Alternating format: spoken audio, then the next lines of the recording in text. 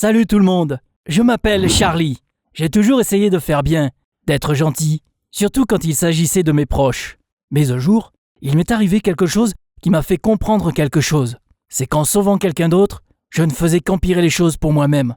Tu veux connaître mon histoire ? D'accord. Abonne-toi à la chaîne et je t'expliquerai tout. Il y a quelques années, ma petite sœur Ruby et moi avons perdu nos parents. Comme il ne nous restait plus qu'une grand-mère, nous sommes allés vivre avec elle. Elle était déjà assez vieille et elle ne pouvait pas trop prendre soin de nous. Elle était collée à la télé toute la journée. Donc Ruby et moi, on était un peu laissés à nous-mêmes. Pendant ce temps, je suis entré à la fac et j'ai commencé à réfléchir sérieusement à notre avenir. Après tout, j'étais en quelque sorte le seul parent de Ruby. J'étais responsable d'elle. J'ai donc pris la responsabilité de l'élever. Et c'était vraiment très difficile. Depuis que nos parents étaient morts, Ruby avait beaucoup changé. Elle séchait des cours, elle était souvent impolie et elle traînait avec des personnes bizarres. C'est limite normal qu'elle ait eu des ennuis. Un jour, elle traînait encore avec sa bande de voyous et ils avaient abîmé une voiture de luxe. Ses potes se sont enfuis, mais ma sœur a été arrêtée par la police. Elle a été inculpée et placée dans un orphelinat pour mineurs délinquants. On m'a dit que si on ne trouvait pas un moyen de rembourser le propriétaire de la voiture dans la semaine, ma sœur serait emmenée et placée en famille d'accueil. Je ne pouvais pas laisser faire ça. Même si Ruby avait été horrible dernièrement, elle restait ma sœur. Donc j'ai tout de suite commencé à réfléchir à des moyens pour obtenir de l'argent. Bien sûr, ma grand-mère n'en avait pas. C'est à ce moment-là que je me suis tourné vers un pote de ma fac, Edwin. Je lui ai parlé de mon problème et je lui ai demandé de me prêter le montant dont on avait besoin. « Désolé mon pote, j'ai pas de thune non plus, je suis fauché », m'a dit Edwin en s'excusant. Je n'avais plus d'idée, c'était impossible de trouver un taf et gagner assez en à peine une semaine. J'avais aucune idée de ce que je pouvais faire. Et puis là, mon pote m'a dit qu'il y avait un moyen de gagner de l'argent rapidement. Et honnêtement en plus, il a raconté que l'année dernière, il avait aussi désespérément besoin d'argent. Il était donc allé dans un laboratoire pharmaceutique qui testait de nouveaux médicaments sur les gens. Tu ne savais pas trop ce qui pouvait arriver du coup, bien sûr. Mais au moins, ça payait bien. Ça pourrait m'aider à gagner de l'argent dont j'avais besoin en une semaine. En vrai, c'était une bonne idée. Pour le bien de ma sœur, j'étais prêt à subir ça, tant qu'elle ne serait pas emmenée. J'ai donc demandé à Edwin de me mettre en contact avec ce laboratoire. Il les a appelés et ils m'ont dit de venir pour un entretien dans 1 heure à peine. Au laboratoire, un homme avec une tenue spéciale est venu m'accueillir. Il m'a dit que son nom était Dr Cooper et qu'il était le responsable du laboratoire. Il a rapidement fait tous les tests nécessaires et m'a dit que j'étais en assez bonne santé pour participer à l'essai d'un nouveau médicament qui pourrait aider de nombreuses personnes. Mais moi, je n'étais absolument pas intéressé par ce qu'il fabriquait. Je voulais juste gagner de l'argent, rapidement, et faire sortir Ruby de l'orphelinat. Le Dr Cooper m'a expliqué les règles. Je devais venir au laboratoire tous les jours, prendre mes médicaments ici, puis rentrer chez moi et m'allonger dans mon lit. Je ne pouvais aller nulle part. Je devais juste m'allonger toute la journée et décrire ce que je ressentais dans un questionnaire spécial. Si je faisais tout correctement, tout irait bien. Et dans 1 semaine, j'aurais l'argent dont j'avais besoin. C'est comme ça que je suis devenu un sujet de test du laboratoire pharmaceutique. Mais tu penses que j'ai suivi toutes leurs règles là ? Bien sûr que non. Je pouvais juste pas me permettre de rester allongé dans mon lit toute la journée. Le matin, il fallait que je suive mes cours à la fac. Après, je devais aller au labo pour prendre le médicament. Et le soir, je me dépêchais à l'orphelinat pour voir Ruby. J'ai vu à quel point elle était mal là-bas. Et elle n'arrêtait pas de me demander de la ramener à la maison. J'ai promis à ma sœur que tout serait bientôt fini et qu'elle serait libre. Naturellement, après quelques jours comme ça, j'ai commencé à ressembler à un zombie. J'avais des cernes sous les yeux. J'avais tout le temps envie de dormir. Et je tombais souvent parce que je ne tenais même plus sur mes jambes. Tout le monde qui me voyait à la fac me disait que j'avais une tête horrible. Je n'arrivais plus du tout à me concentrer sur les cours. Et j'ai commencé à avoir plein de mauvaises notes.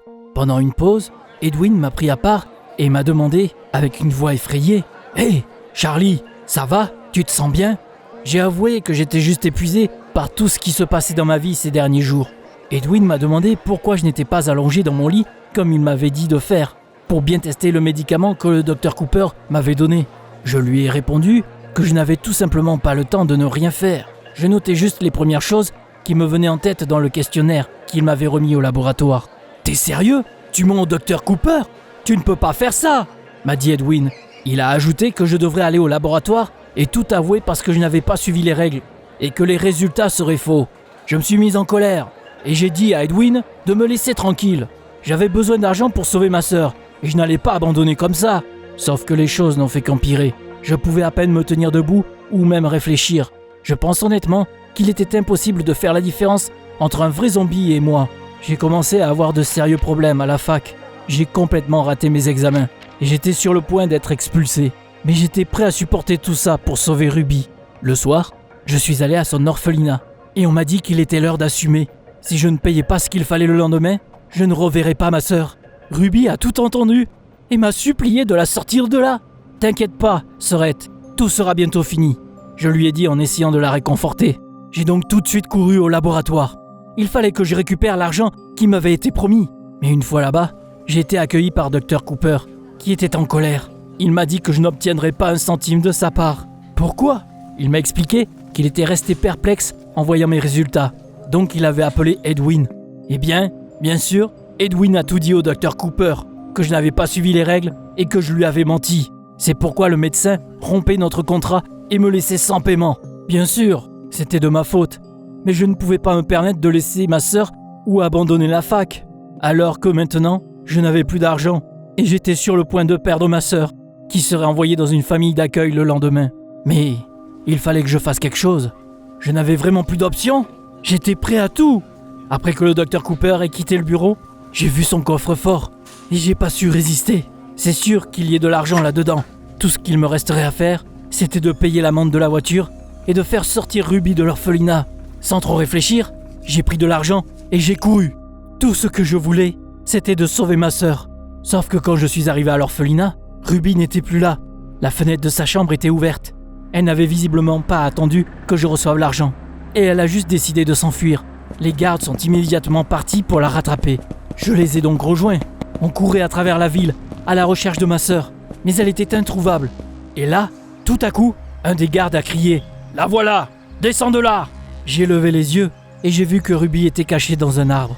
J'ai essayé de la convaincre de descendre, en disant que j'avais déjà donné l'argent à la police et qu'elle était en sécurité. Finalement, ma sœur m'a écouté et a essayé de descendre. Mais la branche sous son pied s'est cassée et elle a commencé à tomber. Oh non! Je me suis précipité pour la rattraper, mais ma sœur était déjà par terre, inconsciente. Qu'est-ce qu'elle a? On a tout de suite appelé une ambulance et on l'a emmenée à l'hôpital. Pendant qu'elle se faisait examiner, je suis resté dans le couloir et j'ai attendu que le médecin me donne des nouvelles.